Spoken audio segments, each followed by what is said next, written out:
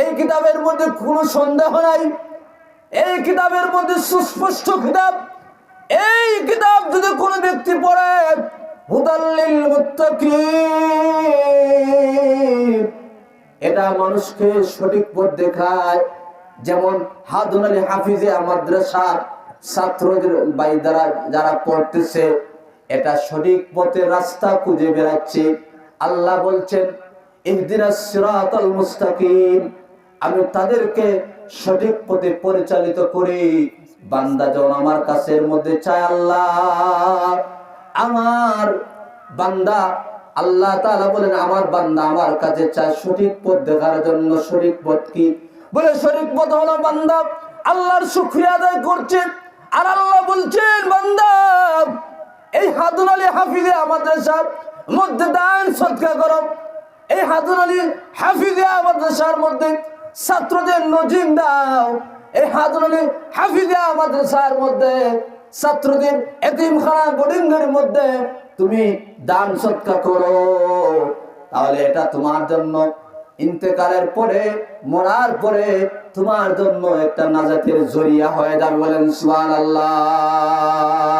এই যে হাদুন আলী জামে মসজিদে দারুল কিরাত হচ্ছে, এই গ্রামের মানুষ সৌভাগ্যবান, ভাগ্যবান মানুষ। কারণ এই দারুল কিরাতের মধ্যে আল্লাহ বলছেন ওয়ারাতিলিল কুরআনা তারতিলা, বান্দা তুমি সুস্পষ্টভাবে ধীরে স্থিরে তারতিলের সাথে তাজবিদ সহকারে কোরআন কারীম তিলাওয়াত করো।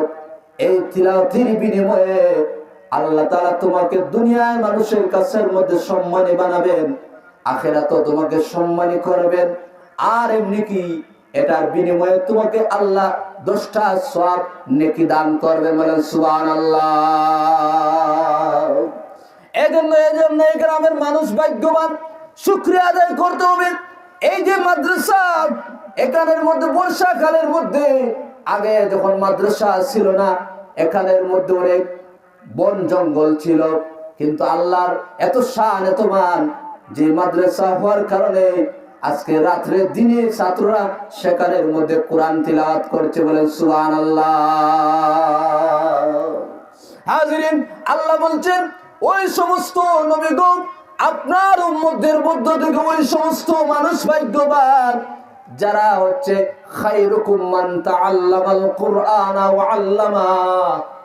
আল্লাহ রাসূল বলছেন, আল্লাহ পাক রব্বুল আলামিন জানিয়ে দেন, হে নবী আপনি বলে দাও, আপনি স্পষ্ট ভাবে আপনার উম্মতদেরকে বলে দাও ওই সমস্ত মানুষ ভাগ্যবান যারা কোরআনুল কারীম শিক্ষা গ্রহণ করে আর যারা মানুষকে শিক্ষা দান করে, তারা ভাগ্যবান। বলেন সুবহানাল্লাহ। এজন্য আপনি এবং আমি কি করতে হবে? শুকরিয়া আদায় করতে হবে। আর শুকরিয়া আদায় করলে আল্লাহ পাক রব্বুল আলামিন আপনার আমার নিয়ামত বাড়িয়ে দেবেন। বলেন সুবহানাল্লাহ।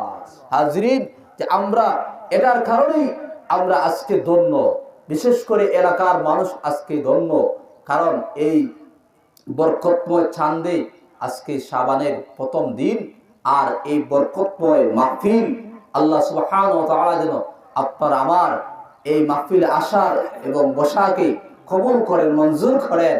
আর বিশেষ করে যারা অতিথিবৃন্দ আছেন সকলকে যেন আল্লাহ পাক রব্বুল আলামিন এই মাহফিলে স্পষ্ট ভাষায় কথা বলার সুযোগ করে দেন, হক কথা বলার সুযোগ করে দেন।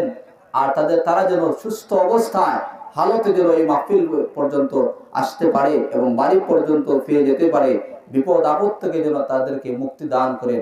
ওয়াখির দাওয়ানা আলহামদুলিল্লাহি রাব্বিল আলামিন। সাল্লাল্লাহু আলা সাইয়্যিদিনা ওয়া মাওলানা মুহাম্মাদ ওয়া আলা আলিহি ওয়া আসহাবিহি ওয়া সাল্লাম। সাল্লাল্লাহু আলা সাইয়্যিদিনা ওয়া মাওলানা মুহাম্মাদ ওয়া আলা আলিহি ওয়া আসহাবিহি ওয়া সাল্লাম। আজানের টাইম গেছে নানি বন্ধ হইল।